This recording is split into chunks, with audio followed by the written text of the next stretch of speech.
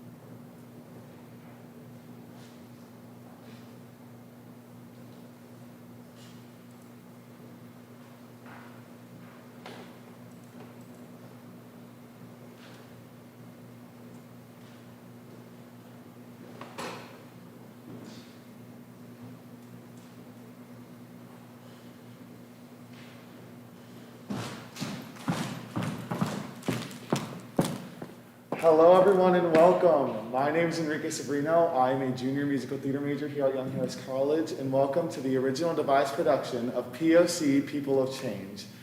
This show was made originally by the cast and crew and was inspired by the 2016 documentary, I Am Not Your Negro, and the writings of James Baldwin.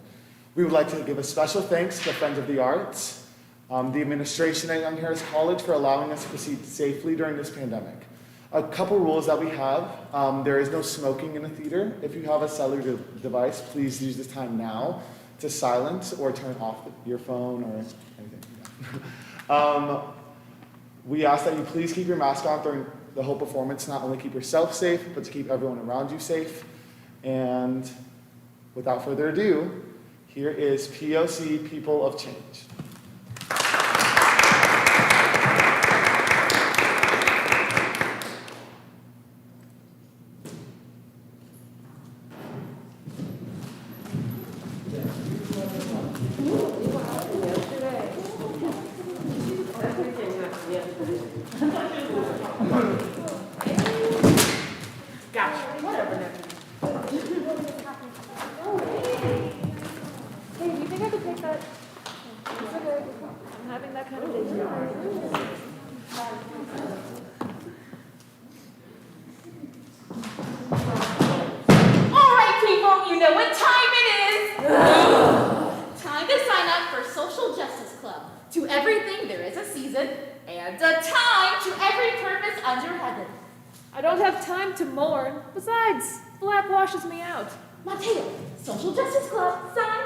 I don't have time to weep because I'm already balding!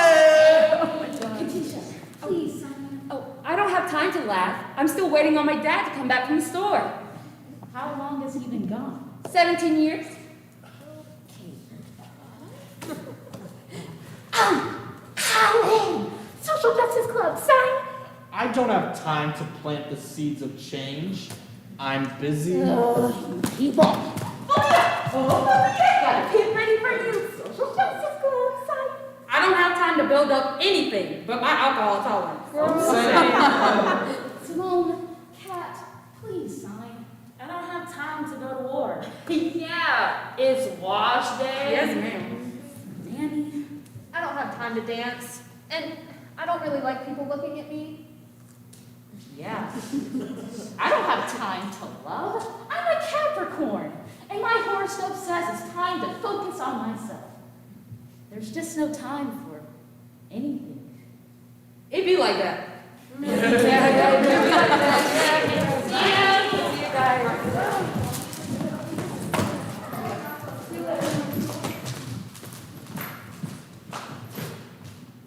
It's not a question of what's going to happen to the Negro here, or to the black man here. The real question is what is going to happen to our country. I have to repeat that. If the Negroes you know don't seem to be very optimistic, it's not because they suddenly all changed from the shiftless dancing darkies down the levee, picking all that cotton and singing praises to the master. They've not changed at all. They never were optimistic. James Baldwin interview with Dick Cavett, 1969. Okay, Mike, have a good time at the party. I'm gonna go talk to Miss Daniels inside for a bit. I'll be back to pick you up in a couple of hours, okay?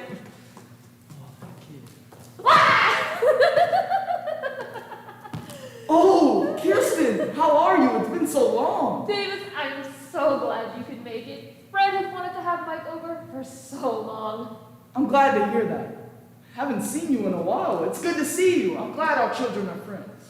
I know it's a bit of a drive for y'all to come to the other side of town, but it really means the world to Fred. Have you ever met my husband, Jim? I don't believe I have. Has he been to any of the PTO meetings? No. He works all day most of the time. You know, I think he's in the next room watching the playoffs. You have to come meet him. Well, I was going to go to the Jim, come meet Davis. Or at least I was. Oh, what is it? The game's gonna start soon. This is Davis, Mike's father. Nice to meet you. You too.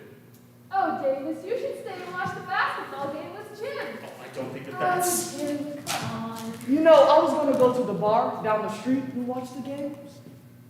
Could save myself some gas. Thank you for the invitation. Lovely. You boys enjoy the game. I'm going to go check on the kids. Lead the way, Jim.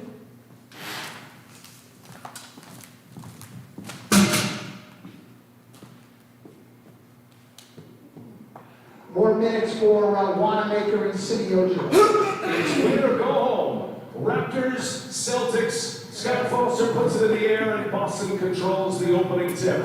Should go over 50%. So Butler's having a hell of a playoff run. Wow, look at Tatum. Yeah. A long runner, that is true. 3 seed, Toronto, the defending champs. Yes! There you go!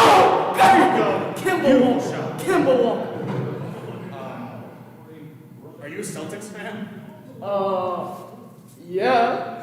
I grew up outside Boston. Oh, me too. Probably not the same area, though. Maybe. I live in West Roxbury. My dad was a real business mogul in the area. Wow. Roxbury.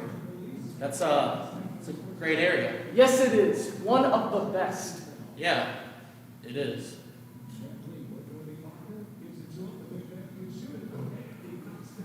Yes! There you go. That's what I'm talking about! Awesome.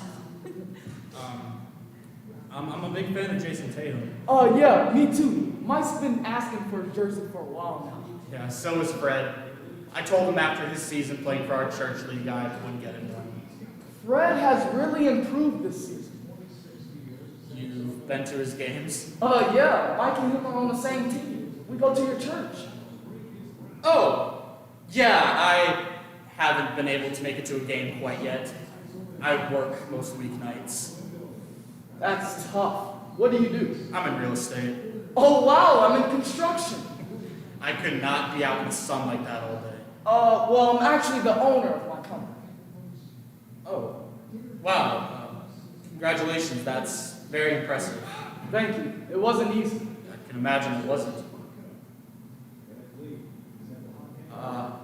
Fred talks about Mike a lot. He seems like a good kid. Likewise about Fred. Mike had trouble making friends since we moved here, so this invitation really meant a lot to me. Well, Mike was the first one that Fred said he wanted to come. I'm happy to hear that. You know, you should try to make it to a game at least once. I've been to them all so far. You know, they play well together.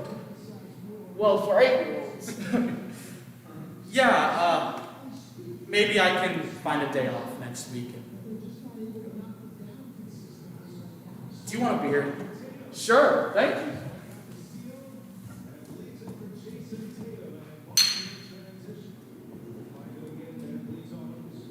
Yes, baby! That's how you close That's what I'm talking about! Right there! Makes sense! Why do they do this? Did Boston win? Oh, they sure did. It was a great game. Yes! Well, Davis, I didn't want to interrupt y'all, but Mike fell asleep on the couch about half an hour ago. Whoa, that sounds like my cue to leave then. It's 11 already? Double overtime makes time disappear, I guess. Kirsten, thank you again for having us. And it was nice to meet you, Jim. Hey, Davis. It's nice to meet you too.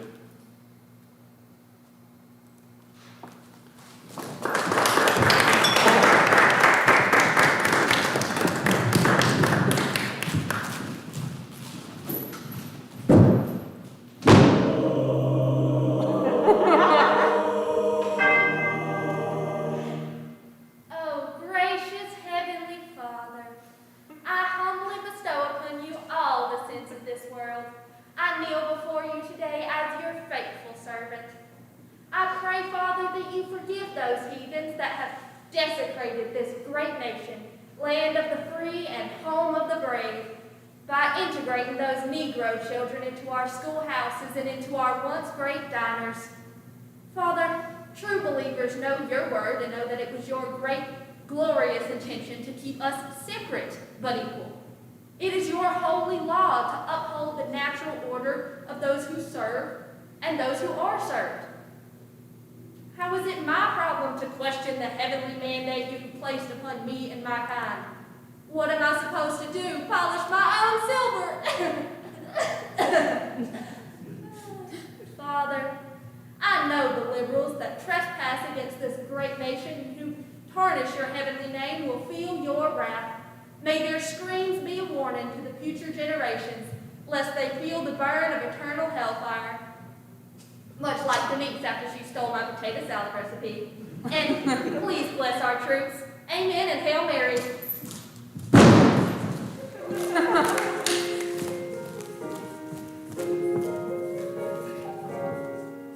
Why can't we love all other color instead of being hateful to each other? And who put the line between our race? And who gets to choose where the line gets placed?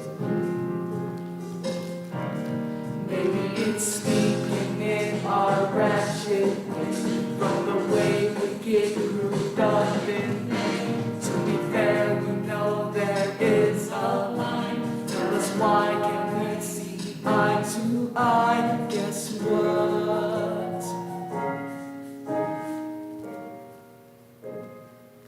If we keep on hating each other,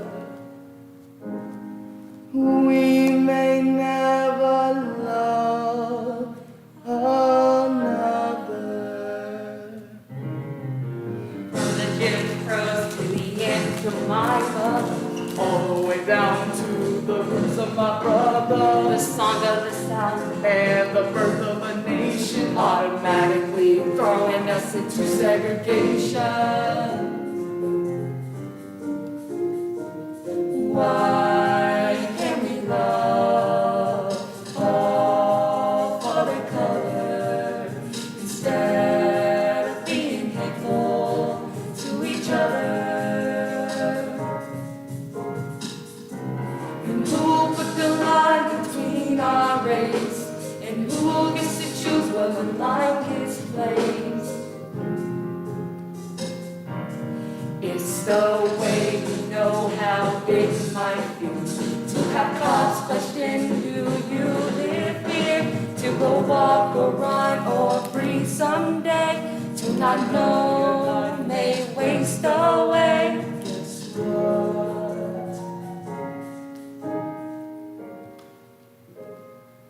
If we keep on hating each other,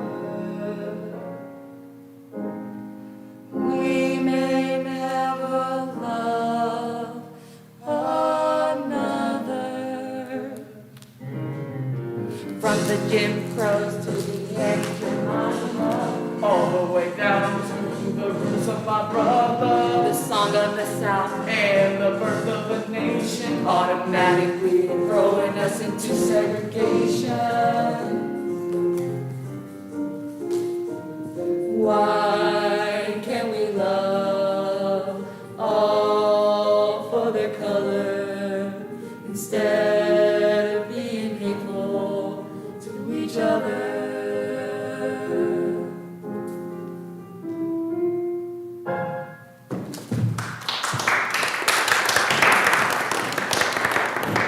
The paradox of education is precisely this. As one becomes conscious, one begins to analyze the society in which he is educated. The purpose of education, finally, is to create in a person the ability to look at the world for himself. James Baldwin, A Talk to Teachers, 1963.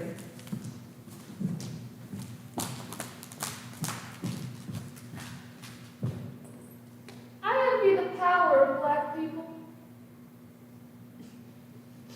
I envy the power of white people. They have amazing music. They have control. They have swagger. They have ease. They have culture. They have a grip on history. I envy the opportunities of black people.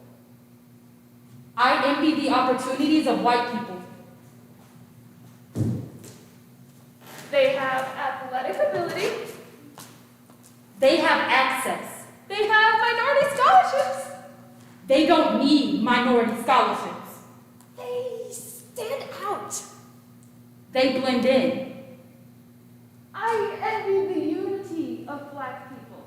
I envy the unity of white people. They fight for each other. They feel safe. They're optimistic.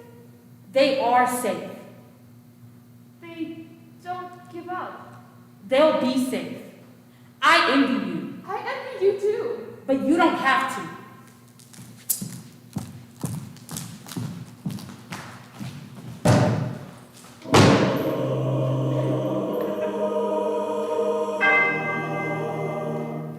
Oh, gracious Heavenly Father, what a year it has been. Father, please grant me your wisdom to understand why these black people are still complaining. I just do not see what the problem is. I mean, we all use the same public spaces now. We had a black president of these United States of America for not one, but 2 terms. Hell, that's more than Kennedy served. Even our current leader, President Donald J. Trump, has no qualms with African Americans. He's been doing your holy work by enlightening us of the sins of this world, and yet these black people are still complaining. Can't they see how good they have it? Even my own 2 poor, foolish sons have been so corrupted by this Black Lives Matter movement that they have gone as far as to call me, their own mother, racist. Can you believe the gall of Bradley and Chadley? I mean, I am not a racist. I have black friends. I have a black housekeeper, and I pay her very well.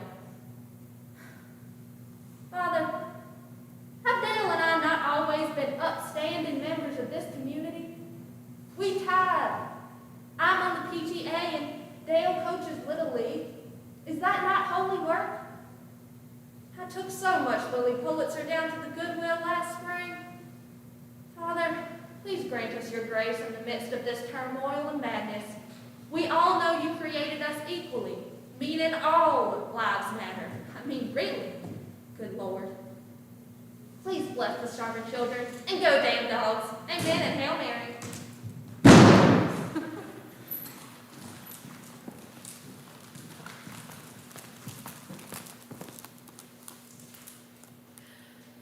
Systemic racism, a system in place that creates and maintains racial inequality in all facets of life for people of color.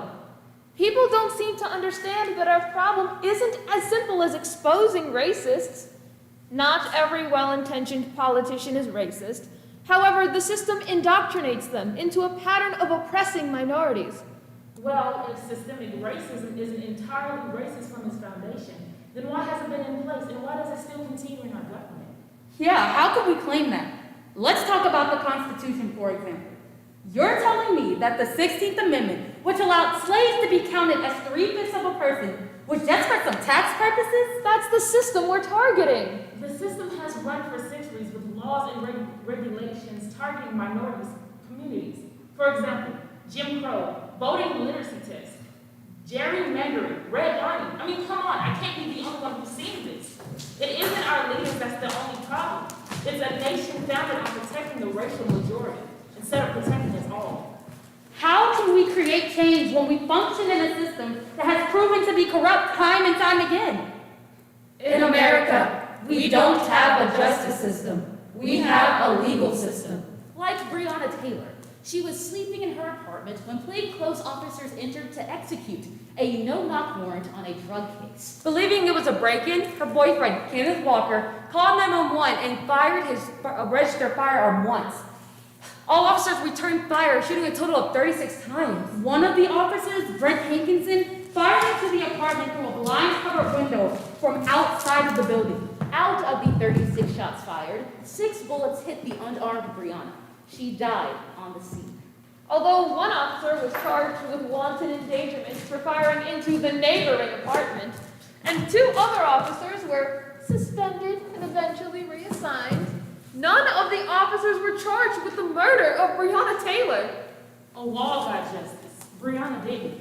All over America, there are reasonable force laws saying that police officers are allowed to be objectively reasonable over the amount of force used if they believe that they, or a bystander, are in danger of being harmed. In addition to that, the Supreme Court case Harlow v. Fitzgerald granted all government officials qualified immunity, meaning they can't be personally or monetarily responsible for civil lawsuits. In most cases, when police officers are not charged, it's because there are loopholes written into state and federal laws. Because of this, police officers that should have been charged continuously beat the system. Until we fill these loopholes, there never will be liberty and justice for all. In America, we don't have a justice system. We have a legal system. Self-defense is the ultimate hack in our justice system. And that is exactly what allowed George Zimmerman to get away with murdering 17-year-old Trayvon Martin without any true justification for doing so. Martin was walking back to the place he was staying at the time after visiting a nearby convenience store. Trayvon Martin was a young black man wearing a hoodie, and that's all the reason Zimmerman needed to place a 911 call at 7:09 p.m. Martin would be pronounced dead by 7:30. From his car, Zimmerman stalked Martin as he walked home. Martin began running upon realizing that he was being followed. This is when the violence would erupt that would result in Martin being shot by Zimmerman. Zimmerman justified his actions as self-defense, and with Trayvon dead and unable to truly give his side, Zimmerman had the advantage from the get-go. Reports indicate that there were several witness testimonies and statements in defense of Martin's innocence that were forcibly retracted because of minuscule pieces of the story not lining up upon investigation. In connection with Zimmerman's charges of second-degree murder, an affidavit of probable cause was filed against Zimmerman. This charge leaned on the accusation that Zimmerman was showing racial prejudices towards Martin and refused to listen to the dispatch officer on call when they told him to stop following Trayvon. The probable cause affidavit has been highly critiqued by the law community as a political stunt executed by State Attorney Angela Corey in an attempt to get reelected. After the affidavit was announced, nobody decided to run against Corey, thus securing her reelection. Analysts have claimed this affidavit overcharged Zimmerman and that the probable cause did not support the charge of second-degree murder already filed against Zimmerman. There was not enough evidence due to the disqualified testimonies to support the claim of probable cause in conjunction with second-degree murder. Zimmerman was found not guilty by the jury, and unlike Martin, he was able to walk away. In America, we don't have a justice system. We have a legal system. The first Pride was a riot. Literally. Since 1969, the LGBTQ+ community has made great strides in this nation. But there is still so much work to be done. History has often been whitewashed by queer history. Black queer activists that fought during the 60s and 70s are largely understudied when compared to their white counterparts. Because of this, black and brown bodies continue to suffer. The American Medical Association has deemed violence against trans people an epidemic, noting that most victims of transphobic murders are women of color.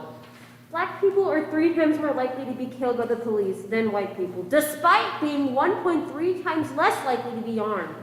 Black transgender women are disproportionately affected by this fatal violence. The 2015 U.S. Transgender Survey found that 57% of transgender people are afraid to go to the police for help, mainly due to the threat of being harassed, physically or sexually assaulted, or misgendered, which is why the deaths of transgender people go severely unreported. In 2019, at least 26 transgender or gender nonconforming people were violently killed in the U.S. And this year, at least 33 trans individuals, 25 of whom are people of color, have died due to violence. But violence isn't the only issue trans people face. Did you know that trans women are often misgendered by law enforcement? Meaning local laws will require a trans woman to be held in a men's prison. This legal misgendering is what led to the 2019 death of Blazin Extravaganza Kubelet Polanco, who, after being placed in a men's prison, was then put in solitary confinement in order to protect her from the other prisoners. While in solitary, Kubelet Polanco suffered 3 epileptic seizures, the last of which was fatal. And security footage shows correctional officers that were supposed to be checking on her every 15 minutes, talking and laughing outside of her cell at the time of her death. No one had checked on her in over 47 minutes. The only reason she was even in jail is because she missed a meeting with her PO on a minor charge and couldn't afford the $500 bail. Don't get me started. So why is there such backlash to the possible revisitation of the Marriage Equality Act? Because the equality first demanded during the Stonewall riots of 1969 took so long to become a reality, and it's still incomplete for people of color. Pride cannot be celebrated without acknowledging the critical and dangerous work that has been done and continues to be done by Black queer voices and activists, all while honoring the unity of race, gender, and sexual orientation within our world. No human can afford to stay silent on the issue of racism around the country and against the LGBTQ plus community specifically. It is our turn to rise to the occasion, to fight a good fight. Black votes matter. Black dreams matter. Black futures matter. All Black lives matter. In America, we don't have a justice system. We have a legal system. In every case brought before you today, and in every case we didn't mention because there are too many to count, there was an obvious abuse of power. Whether due to unconscious bias or blatant racism, police officers, government officials, and others in position of power too often use loopholes to get out of their punishments for their wrongdoings against people of color. How many people of color must die before we as a nation see how horrible this truly is? Now, we aren't trying to attack your uncle who happens to be a police officer that volunteers at a nursing home, or your sweet old neighbor who works at town hall. We're attacking the system. If we fix the system they work for, there will no longer be room or the option to shift blame, ignore evidence, or protect the people who are meant to be protecting us. As Angela Davis once said, I am no longer accepting the things I cannot change.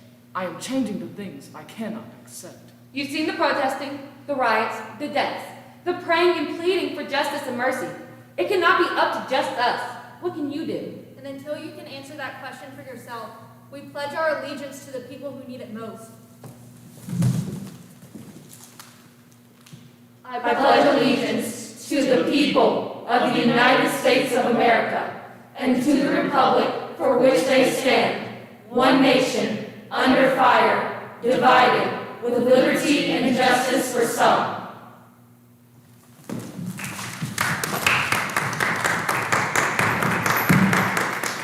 If one truly wishes to know how justice is administered in a country, one does not question the policemen, the lawyers, the judges, or the protected members of the middle class.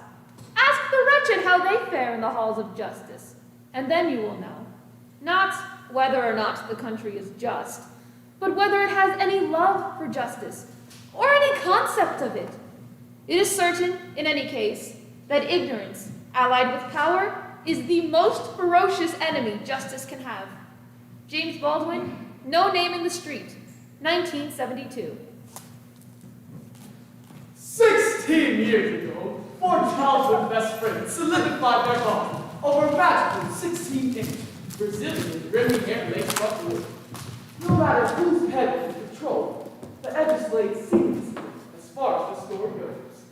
In a faraway place known as that nation, it was a magical week made by magic vacations, from school talent shows to dorm shopping at Lowe's, and scary first-time trip to the dining a plethora of kisses, and a few interview misses. This wig has survived their woes and their blisses. But these days, things are more complicated. Schedule is hectic, leaving them devastated. Everyone just has so much to do. Will the wig or the friendship be the first to unglued? Jessica, don't you worry your pretty little head. We'll have you looking good as new in no time. So, what did you guys and Jessica get into this week? You're looking at the newly promoted regional manager! Miss Jessica got me some money! Oh, I went on a field trip with my interns and some of my residents at the hospital. Yes. Well, Miss Jessica and I made an entrance at my art gala. We sold my most expensive piece. Ooh. And I took me and Miss Jessica scuba diving with Luke! Naomi! I was just trying to change it up.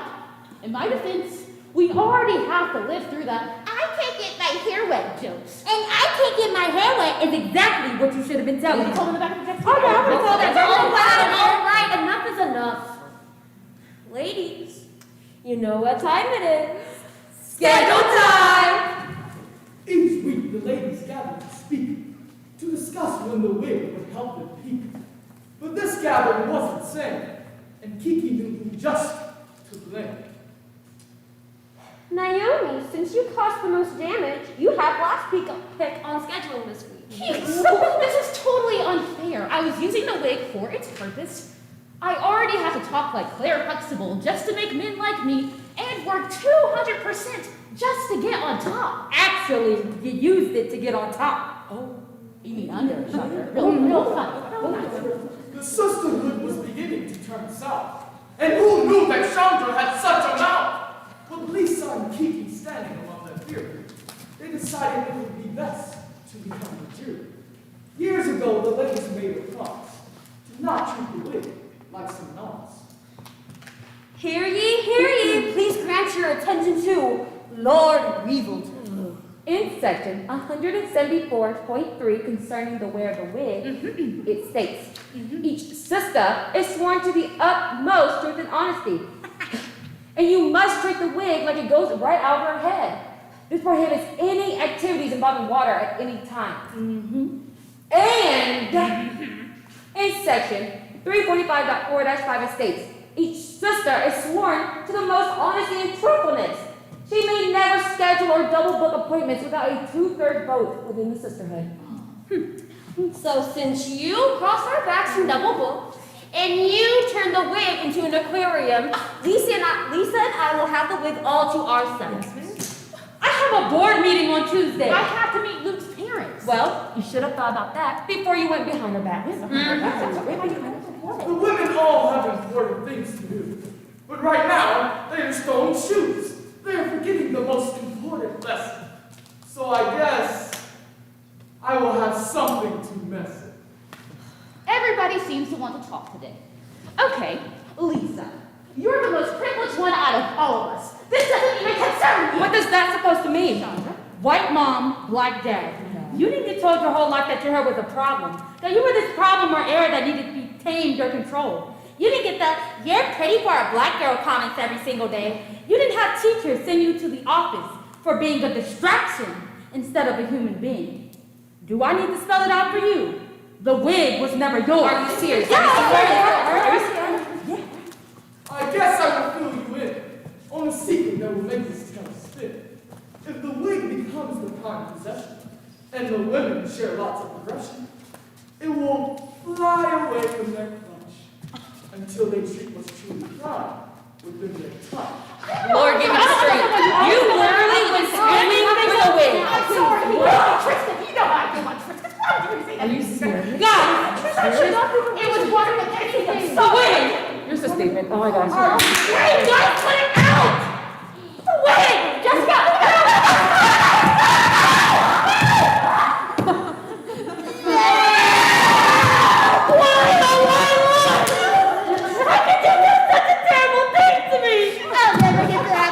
Charcuterie board again. What is on another Tristan? They always teach you how to keep it on, but never give you instructions on what to do if it runs away. Who do we call? Michelle Obama? The NAACP? Essence Magazine? Well, since the wig was never mine, you guys can figure it out yourselves. Please. The girls are told to take great care, to love the wig and share the hair. If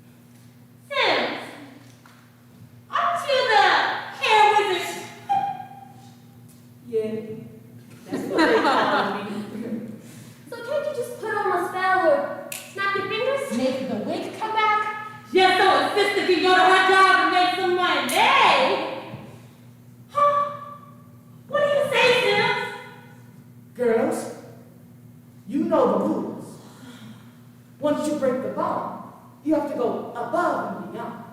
Communicate and correspond. Until then, the wind is gone. Bond, like bond our edges? You gotta think deeper than that.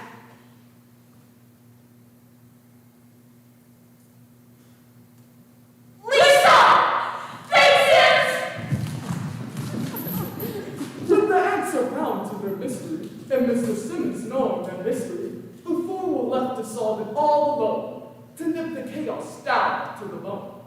But the women knew what they had to do. Each laced up their bond and told the crew to. Lisa! Thank God he found you. Listen up, ladies. That wig needed to go a long time ago. We've been doing what society wanted us to do for far too long. It's easy to say that, but this is all we've ever known. Yeah, let's not act like we can be anything else. You guys, that's where we're wrong. We were wrong all along. We are coils and volume and kinks. Of course, we have our preferred style, but that doesn't mean we should be ashamed of our roots. That is who we are. It's not us who are ashamed of it. It's our bosses and even our men. It's the world we live in. Let's change it. You're in? We're out. Please. Oh, I did. Lisa, I'm so sorry. I should have never said that to you. No, listen to me. I should have never said that to you. Black or white, curly or coily, you're one of our sisters. You've always been.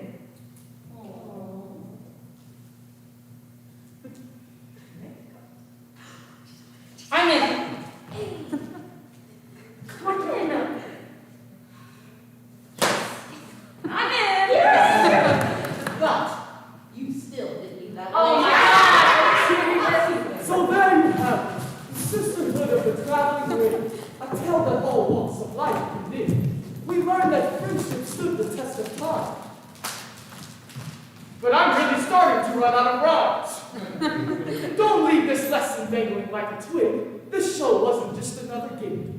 Black women go through so much more every day, and it isn't enough to simply obey. Let this be an opportunity to start a fire of our souls and our heart's desire, to fight the fight of those before, because Black culture is something to adore.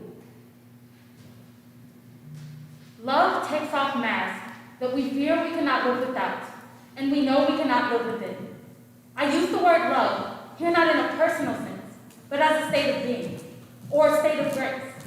Not in the infantile American sense of being made happy, but in the tough and universal sense of quest, daring, and growth.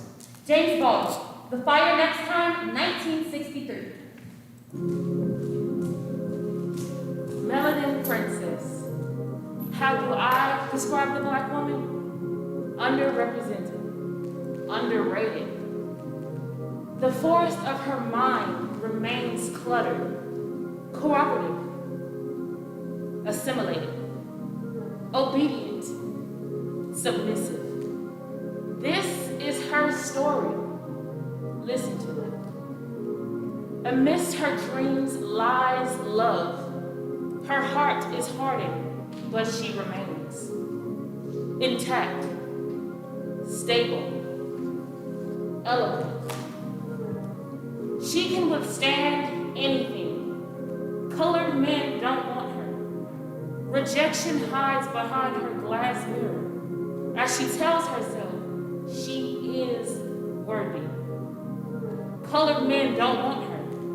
They need her. Blood drips along her big black crown and exits at the base of her hips. Her smile fades, but she walks. Death whispers sweet nothings in her ear, welcoming with a bang. Screams erupt from the cave of her throat. Extra, extra, read all about it. Extra, extra, read all about it. Extra, extra, read all about it. Home of the free, land of the brave, makes no statement, makes no announcement, but she walks. She is bathed in hatred and swims in her tears, but she walks. But only after we're gone. Only after we're gone will they go to war. But she walks. The bottom of her golden dress hits the pavement. Unequivocally stunning, she bleeds power. No one notices, but she walks. Spit batters her face, curses are hurled from every direction. The golden dress has been stolen. Naked, petrified, but she walks. Melanin princess. How do I describe the black woman? Intelligent, breathtaking. The forest of her mind remains clear. Independent, unique, untrammeled, powerful. This is her story. Listen to it. Alright, so we're definitely gonna have to go all the way down to town hall. Yeah. We're gonna have to go down to town hall. That's where the character is. I think they're gonna have water bottles. 5, 6, 5, 6, 7, 8.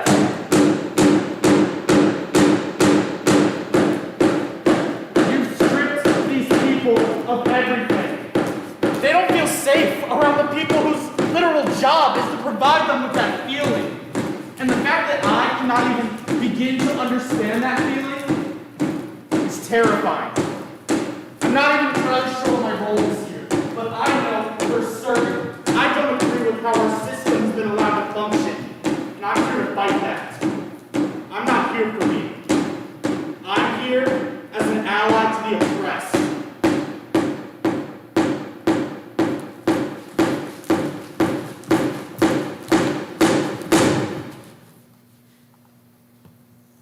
As a biracial woman, I felt like society has just wanted me to choose just one part of my identity. As a biracial woman, I felt that the pain and rage I felt shouldn't even be acknowledged. As a biracial woman, I do not want to sit on the sideline at this very moment wondering how I can contribute to this fight. It's not my safety I'm worried about.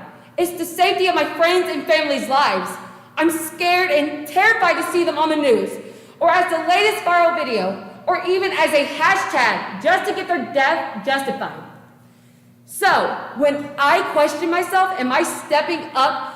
Am I black enough to be stepping up in the Black Lives Matter movement?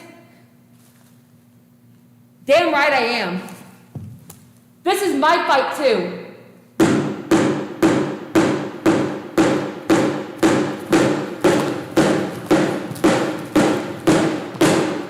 Today is the day. Everybody on Instagram looks like they've been having so much fun at their protests in their hometowns. Holding their flags. Their rainbow flags. You've got those people that get out of their seats screaming to the top of their lungs. Saying, yes, bitch, I'm a lesbian queen. That's not me. No, no, no. I'm one of the ones who doesn't say a word about what I like, who I like, and what I support. And that's just that. Not because I fear my parents. Because I know they'll always love me. Not because I fear my friends. Because they already know.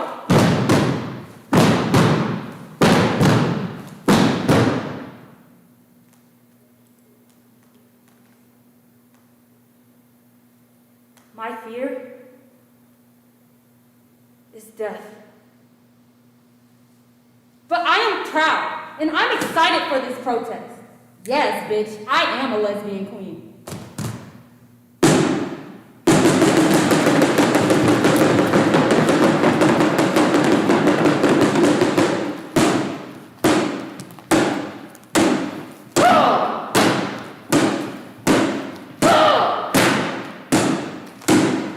Do you remember the Hunger Games? No justice!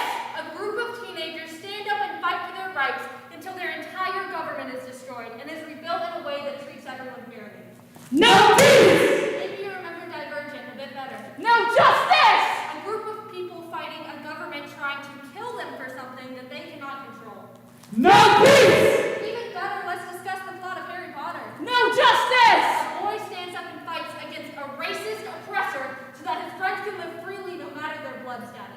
No peace! These movies were shoved down our throats as children, and now you're surprised that we're going out and standing up for people who are dying at the hands of a system built against them?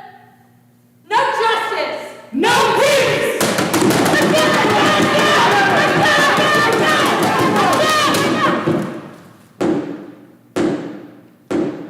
The Central Park Five. A white woman was raped in Central Park. 5 boys of color who were nowhere near the scene of the crime were wrongfully accused of rape and convicted. Their whole childhood and adult life were spent behind bars, and it wasn't even until recently they found out the boys weren't even guilty. Meanwhile, a young black girl, Tawana Brawley, was raped by 4 white men in New York. These men wrote racial slurs on her body, shit on her, literally shit on her! And her body was thrown in a damn trash can. Guess what happened? The men were found guilty and were not penalized. They didn't get jail time. While in turn, she was vilified on the media. You only have one set of rules if you're white. One set of rules if you're black. Say their names! Corey Wise! Kevin Richardson. Raymond Santana. Yusef Salah. Antoine McCrae! Tawana Brawley!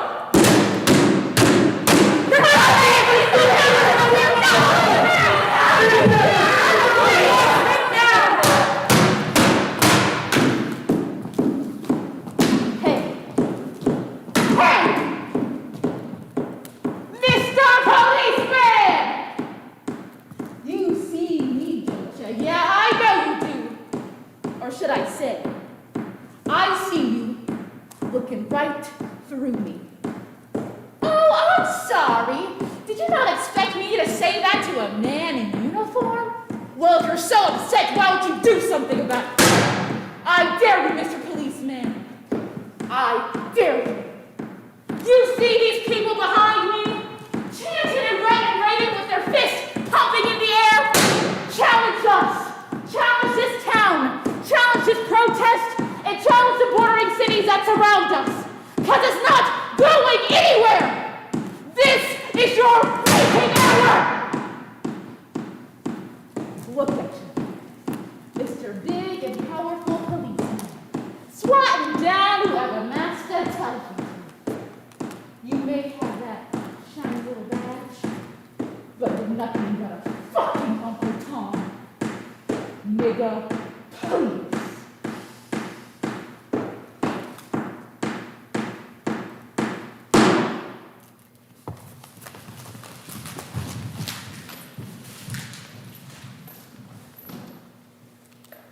What white people have to find out in their hearts is why is it necessary to have a nigger in the first place? Because I'm not a nigger, I'm a man. But if you think I'm a nigger, it means you need it. And the question you've got to ask yourself, the white population of this country's got to ask itself, if I'm not the nigger here, and if you invented it, you, the white people, invented it, then you've got to find out why. James Baldwin, interview with Kenneth Clark, 1963.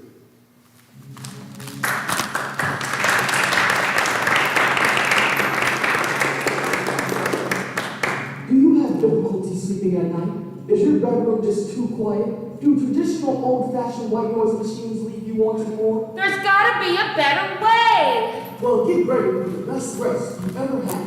Introducing Really White Noise from the Sharper Image, the only white noise machine that uses the actual sounds of white people talking to bore you into the deepest sleep of your life. And this week is supposed to be Jennifer's turn to run carpool, but she says she's too cautious to be in a van full of kids who won't keep their masks on. I mean, they're toddlers. What does she expect? During the PGA, when Nicholson used a 9-iron with a 6-hole, and he really should have been shooting with the 7. There was just too much loft for the terrain. But I'm not sure the bananas are brown enough to make bread out of them yet, so I'm just gonna let them sit on the shelf a little while longer. Wow, really white noise is so dull. I can feel myself tuning out and getting sleepy already. Really White Noise is guaranteed to leave you totally exhausted or your money back. And Really White Noise comes preloaded with over 200 boring-ass white people topics of conversation. Like country music, skiing, Subaru Outbacks, the Lord of the Rings, Apple Piggy, World War II, the new Trader Joe's in Alpharetta, and later. And for those nights when falling asleep is really difficult, you can adjust the patented weariness level on really white noise to deliver the most amazingly tedious white topics of all. You'll experience subjects like that one protest I went to last summer, my thoughts on between the world and me, how much I used to like Outcasts, the things I learned in an anti-racism book, how cute I think John Legend's kids are, stories about stuff I've done with my black friend, and so much more. But that's not all. Order now and we'll grow in Really White Noise Kids, absolutely free. That's right, Really White Noise Kids is the first technology developed to help your child experience the most peaceful sleep of their young life. Well, she has to learn how to tune out white folks someday. Might as well get her started now. Order your Really White Noise today and get ready for the best rest a person of color can hope for. Offer void where prohibited. The sharper image is not legally responsible for nightmares or night terrors experienced while using really white noise. Side effects may include depression, anxiety, and homicidal rage. Huh? Homicidal rage? Go back to sleep.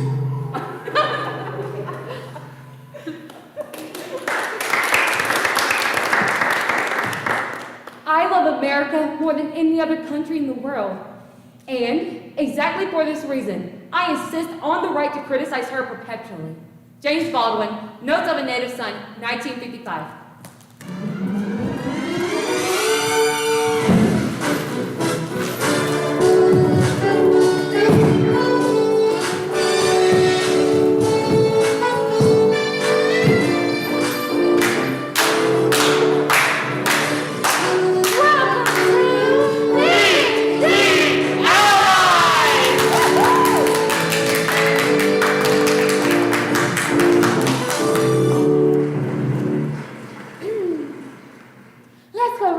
Introductions. First we have Haley. How are you today, Haley? I'm doing great today, Charlotte. Just fantastic. It's so good to be standing here in front of such a powerful black woman. I'm so excited that I can't wait to meet Stephanie. Incredible. I'm sure she's excited to see you too. Now on to our opening male contestant for the evening, Jason. How are you feeling today, Jason? Great. I'm just hoping I can make my beautiful black wife and our two mixed-race twins proud. They were born on our annual mission trip to Nigeria. Lovely. Moving on to our third and final contestant. Say hello to Lola. How are you feeling about your chances of winning today, Lola? I don't know, Charlotte. I'm really just here to try my best and get educated on the things I may not know so much about. Beautiful sentiment, really, Lola. Now, everyone, I'd like you to give a huge round of applause for our host, Stephanie Harvey.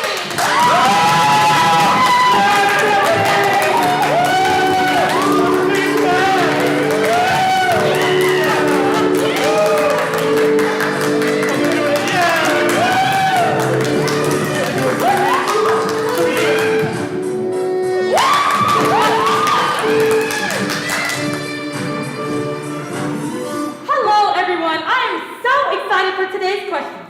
So I say we hop right on in. 100 experts were surveyed with the top 5 answers on the card. Our first question is, what is the best way to promote race equality in your workplace? Jason. Put black Band-Aids in first aid kits.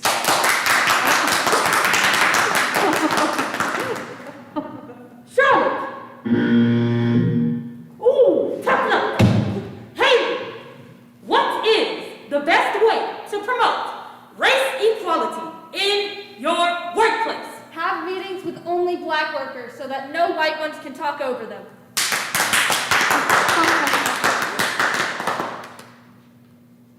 Charlotte, is meetings with only black people on your car? No, not here, Stephanie. Lola, any guesses? Be careful of the words you're using, especially while describing coworkers of color. It sounds promising. Charlotte, is mind your language on the car? That is it, Stephanie. Incredible! We have Lola with 1 point, and that which leaves Haley and Jason with 0. But don't you worry, I'm sure you'll get the points next round. Charlotte, will you please read the remaining 4 answers on the card? The remaining answers are to identify and prevent unconscious bias, install and enforce quality policies, use objective criteria when hiring or promoting, and listen to black voices. Whoa, hold on. I said that one. The meeting with only black people so that no white people can talk over them. But how would you listen to their voices if you're not even there? Oh, right. Could we get the next question, please? I'd really like to win some points. That's the enthusiasm I like to see. With the top 5 answers on the card, name one way you can support the Black Lives Matter movement. Haley, show us what you got. Get drunk every Tuesday.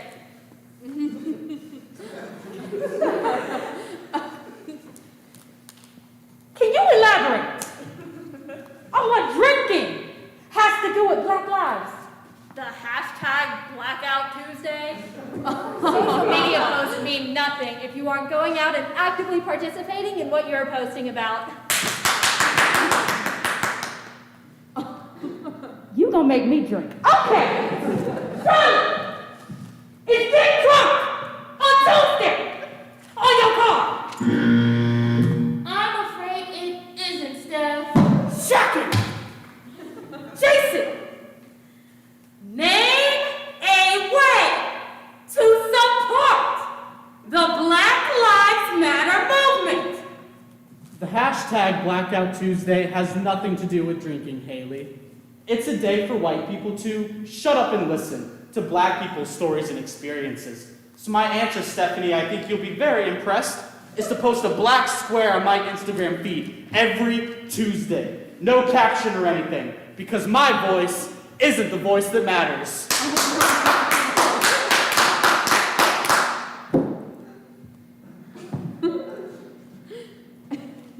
Charlotte,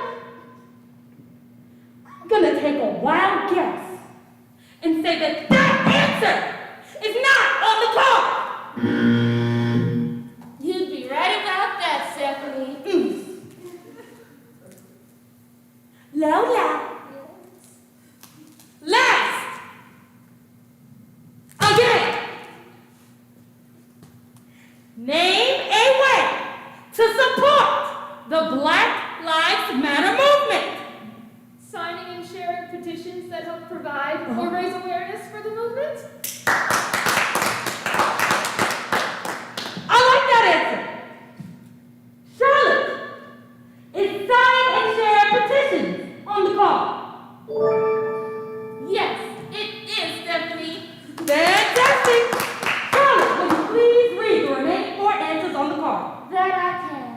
The remaining answers were reposting videos of people of color speaking about their experiences, supporting black-owned businesses, My wife owns a business.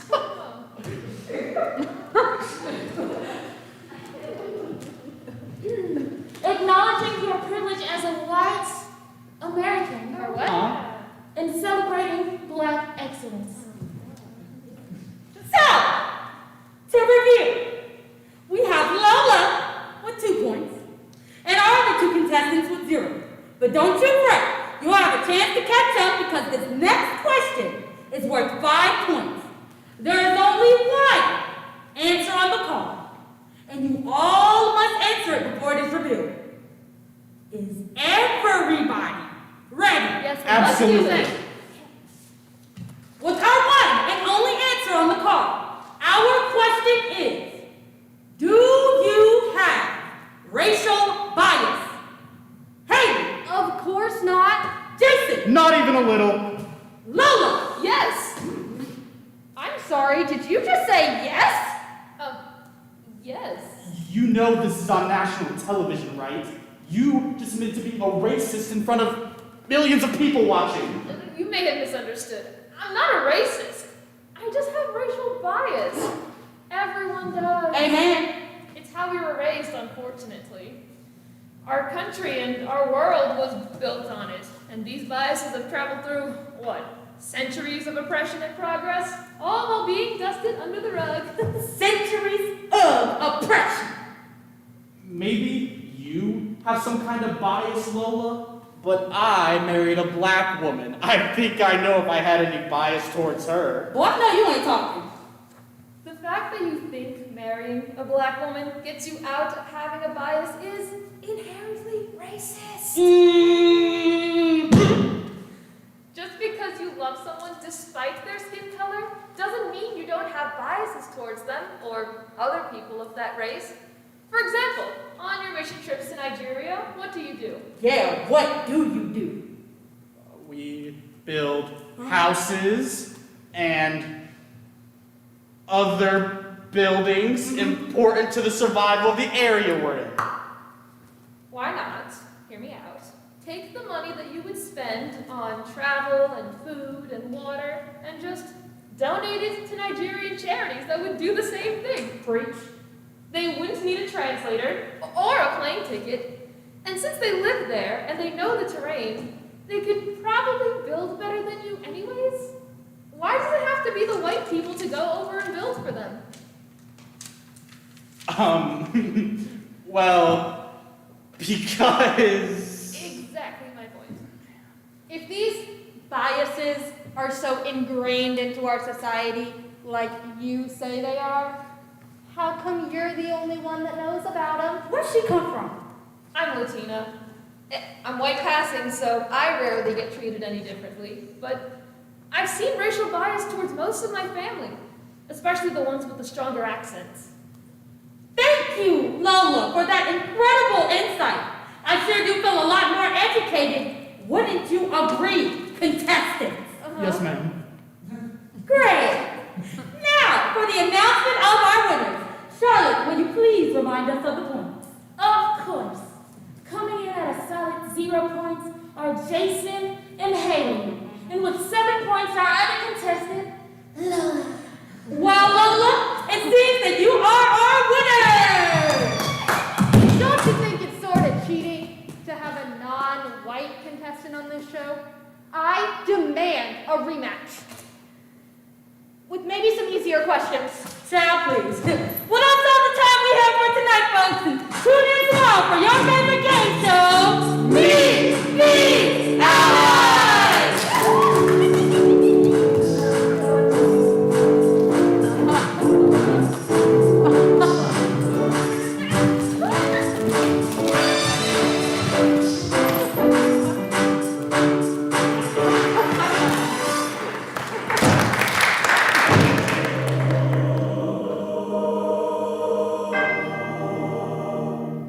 Oh, gracious heavenly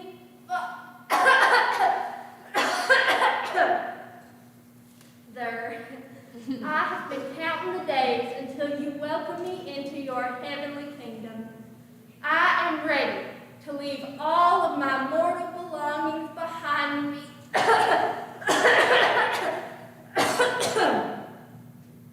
Well, if I can take the pearls, I'll take the pearls. But not if I have to give them back to my mother-in-law once I get there. I'll just leave them for my daughter. Jesus, I'm ready.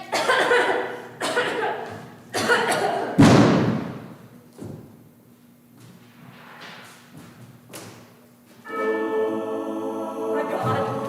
Oh my God. I made it to heaven. I knew this thing would come.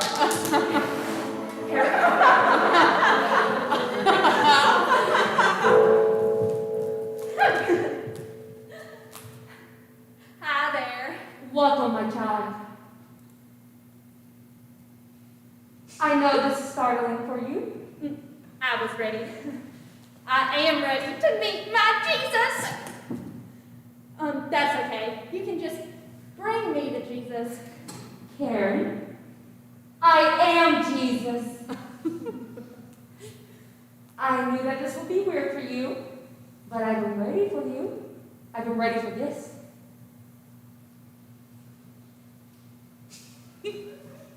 I can read your thoughts, but I still want you to key me in. What is this like for you? Excuse me. You are meeting Black Jesus, not white or even Middle Eastern Jesus. Is this a game show? Am I getting pranked? Oh, I do love game shows. Shout out to Stephanie Harding. But no, this is real. I am Jesus, your Savior and Creator. Well, I don't want to say it, but... You're shocked? Yes. It's cool. It's cool. Are you cool? I just, this is a lot to process. Not that I have any problems with the black. Carrie, I know your heart. I know you weren't trying to lead a malicious path. You did your best most of the time. Most of the time?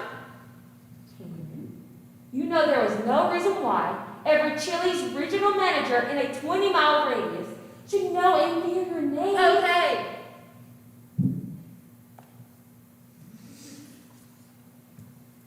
So I didn't make the cut. Of course you did. You're here in front of me, aren't you? But I still have so much to learn. I can teach you. Even now that I've died? You are welcome into the kingdom of my heaven as long as you accept love and goodness for everyone. I mean, all lives do matter? All right, that's lesson number 1. So much to learn. Welcome home. I can't be a pessimist because I'm alive. To be a pessimist means that I have agreed that human life is an academic matter. Therefore, I am forced to be an optimist. I am forced to believe that we can survive whatever we must survive. But the Negro in this country, the future of the Negro in this country, is precisely as bright or as dark as the future of this country. James Baldwin, interview with Kenneth Clark, 1963. Morning, John. Hey, guys. Mom, say, did you hear about the new Trader Joe's in Alpharetta? No way. No way. What happened to your basketball? Got kicked off the team. Did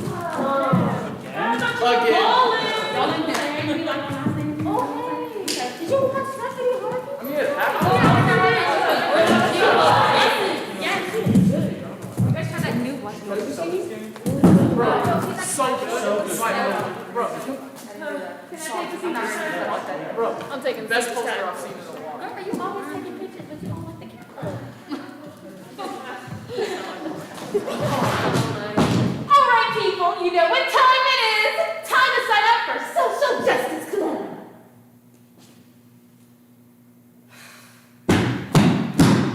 To everything there is a season, and a time to every purpose under heaven. There is a time to weep, and a time to laugh. There is a time to mourn, and a time to dance. And this is it.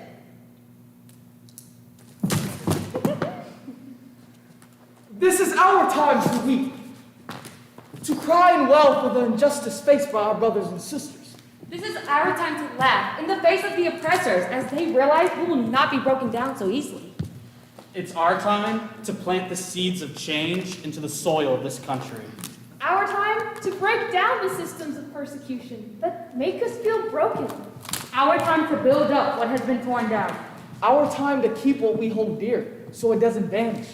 Our time to go to war for a future our children will be proud of. Our time to mourn for those lost after fighting bravely for tomorrow they will not see. This is our time to fight. Our time to scream and rage and pray. Our time to love, and love boldly. But soon will be our time to dance. Dance upon the grave of a broken country. And when that happens, it will be our country's time to love us back. I have seen the business that God has given the children of man to be busy with. He has made everything beautiful in its time.